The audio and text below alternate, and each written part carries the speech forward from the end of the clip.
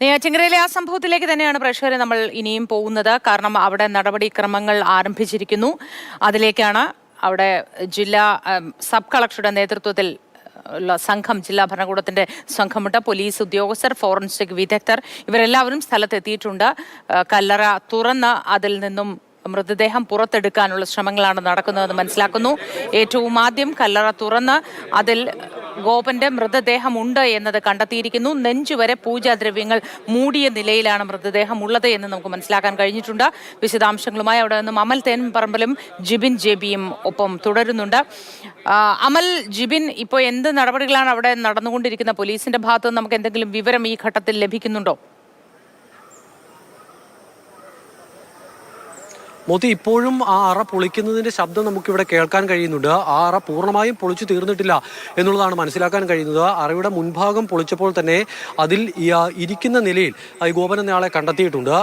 നേരത്തെ മോത്തി പറഞ്ഞതുപോലെ നെഞ്ചൊപ്പം ഈ പൂജാദ്രവ്യങ്ങൾ ഇട്ടിട്ടുണ്ട് എന്നുള്ളതാണ് പോലീസ് പറയുന്നത്. അതെല്ലാം നീക്കം ചെയ്തതിനു ശേഷം വേണം പോസ്റ്റ്മോർട്ടം നടപടികളിലേക്ക് കടക്കാൻ. ഇതുവരെയും കുടുംബത്തിന്റെ ഭാഗത്തു നിന്നും എന്തെങ്കിലും തരത്തിലുള്ള പ്രതികരണം ഉണ്ടാകുന്നില്ല. അവർ വീട്ടിൽ തന്നെയുണ്ട്. അവർ പുറത്തേക്ക് ഇറങ്ങാതിരിക്കാൻ പോലീസ് അവിടെ വീടിന്റെ പല ഭാഗത്തായി നിൽക്കുന്നുമുണ്ട്. നിലവിൽ എന്തായാലും ഈ ഗോപൻ എന്നയാളെ കണ്ടെത്തി എന്നുള്ളതാണ് ഏറ്റവും പ്രധാനപ്പെട്ട കാര്യം.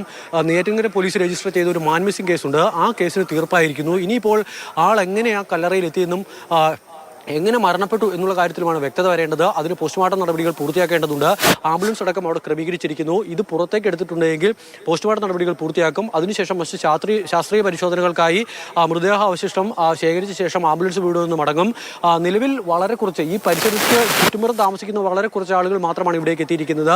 മറ്റ് കഴിഞ്ഞ ദിവസം കണ്ടതുപോലത്തെ പ്രതിഷേധത്തിനൊന്നും ഇന്ന് ഈ സ്ഥലം സാക്ഷ്യം വഹിക്കുന്നില്ല. 9-ാം തീയതി മുതൽ തുടങ്ങിയ ചർച്ചയാണ്. ആ ചർച്ച ഇപ്പോൾ എത്തി നിൽക്കുന്നത് ഈ മൃതദേഹം കണ്ടെത്തിയെന്ന വാർത്തയിലും. ഈ മൃതദേഹം 9-ാം തീയതി മരണം സംഭവിച്ചതിന് ശേഷവും ആളുകൾ അറിയുന്നത് പിന്നെയും വൈകിയാണ്. ഈ നേരത്തെ സംസാരിച്ച ആൾ പറഞ്ഞതുപോലെ ഈ നാട്ടിലൊക്കെ പോസ്റ്റർ ഒട്ടിക്കുന്നു. ഗോപൻ സ്വാമി സമാധിയായി എന്നൊരു പോസ്റ്റർ കാണുന്നു. അങ്ങനെയാണ് ഒരു മരണം ഈ നാട്ടിൽ നടന്നു എന്ന വിവരം ഈ നാട്ടുകാർ പോലും, തൊട്ട് അടുത്ത് കിടക്കുന്ന ആളുകൾ പോലും അറിയുന്നത്. ആ വീടിന് ചുറ്റുമുറമായുള്ള ആളുകളൊക്കെയാണ്. അവരൊക്കെയാണ് പരാതിക്കാരും. ഇങ്ങനെ ഒരാളെ കാണാനില്ല എന്ന് പരാതി നൽകിയിരിക്കുന്ന ആളുകളും.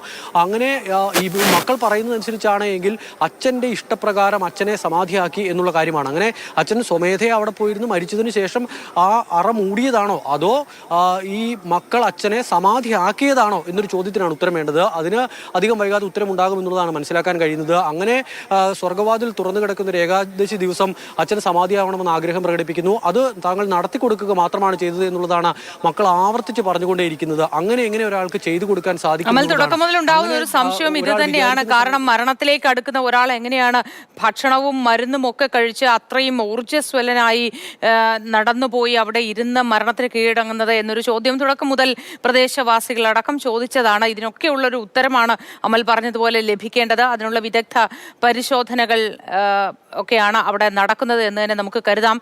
സ്ഥലത്ത് ഇപ്പോൾ എന്തൊക്കെയാണ്? ആ ശബ്ദം ഇപ്പോഴും തുടരുന്നുണ്ടോ? ഈ കല്ലറ പൂർണ്ണമായും പൊളിക്കാനുള്ള ശ്രമങ്ങളിൽ തന്നെയാണോ അവരിപ്പോഴും ഉള്ളത്?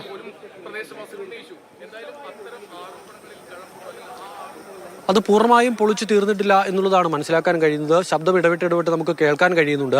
അങ്ങനെ അവിടെ നിന്നും ഈ അറയ്ക്കുള്ളിൽ നിന്നും മൃതദേഹം പുറത്തേക്ക് എടുത്തിട്ടുണ്ടെങ്കിൽ പോസ്റ്റ്മോർട്ടം നടപടികൾക്കായി അവിടെ നേരത്തെ നമ്മൾ രാവിലെ 6 മണി വാർത്തയിലൊക്കെ കണ്ടതിന് സമാനമായി അവിടെ ടേബിളുകളും മറ്റുമൊക്കെ ക്രമീകരിച്ചിരിക്കുന്നു. അവിടേക്ക് വെള്ളം എത്തിക്കുന്നതിനുള്ള ക്രമീകരണവും നടത്തിയിട്ടുണ്ട്. ഒരു ജാർ അവിടെ കൊണ്ടുവച്ച് ഈ ഗോപന്റെ വീട്ടിൽ നിന്ന് തന്നെ വെള്ളം അവിടേക്ക് എത്തിച്ചിരിക്കുന്നു. ഫോറൻസിക് ഉദ്യോഗസ്ഥർ തയ്യാറാണ്. അതോടൊപ്പം തന്നെ പോസ്റ്റ്മോർട്ടം നടപടികൾക്ക് ഉള്ള ക്രമീകരണവും എല്ലാം പൂർത്തിയായി കഴിഞ്ഞിരിക്കുന്നു. കാര്യമായ പ്രതിഷേധം ഉണ്ടാകാത്തതിനാൽ തന്നെ ഒരു സമാധാന അന്തരീക്ഷത്തിൽ ഈ നടപടികൾ പൂർത്തിയാക്കി ഇവിടെ നിന്ന് മടങ്ങാം എന്നുള്ളതാണ് പോലീസ് പ്രതീക്ഷിക്കുന്നത്. പോലീസ് എന്തായാലും തുടക്കം മുതൽ തന്നെ ഈ മക്കൾ പറഞ്ഞിരുന്ന കാര്യമൊന്നും വിശ്വാസത്തിലെടുത്തിരുന്നില്ല, അത് ചെവിക്കൊണ്ടിരുന്നില്ല എന്ന് തന്നെ ആണ് മനസ്സിലാക്കാനാവുന്നത്. പ്രത്യേകിച്ചും നിലവിലത്തെ ഒരു സാഹചര്യത്തിൽ അല്ലെങ്കിൽ ഈ ഒരു കാലത്ത് ഇവർ പറയുന്നതൊക്കെ എങ്ങനെ അംഗീകരിക്കാൻ കഴിയുമെന്നൊരു പ്രശ്നം കൂടി നിലനിൽക്കുന്നുണ്ട്.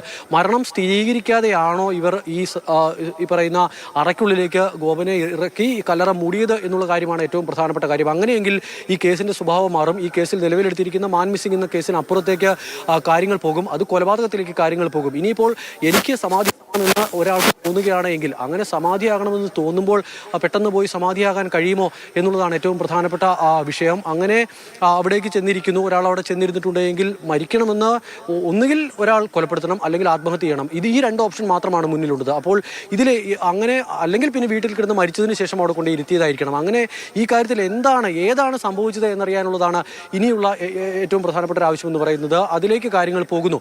അതിനുള്ള ഏറ്റവും ഒടുവിലത്തെ നടപടിക്രമം എന്നുള്ളതിലേക്ക് പോസ്റ്റ്മോർട്ടവും ഇപ്പോൾ പുരോഗമിക്കുകയാണ്. നിലവിൽ വലിയ സുരക്ഷാ ക്രമീകരണങ്ങൾക്ക് നടുവിലാണ് പോസ്റ്റ്മോർട്ടം നടപടികൾ പുരോഗമിക്കുന്നത്. നിലവിൽ അവിടെ എത്തിയിരിക്കുന്ന ഒരവസ്ഥയിലാണ് മൃതദേഹം ഉള്ളത് എന്നുള്ളത് മാത്രമാണ് നമുക്ക് നൽകാൻ കഴിയുന്ന വിവരം. അതോടൊപ്പം തന്നെ നെഞ്ചിനൊപ്പം പൂജാദ്രവ്യങ്ങൾ ഇട്ടിട്ടുണ്ട് എന്ന് നേരത്തെ മക്കൾ പറഞ്ഞതിന് സമാനമായി തന്നെയുള്ള കാര്യങ്ങളും ഇപ്പോൾ അവിടെ നിന്നും കാണാൻ കഴിയുന്നുണ്ട്.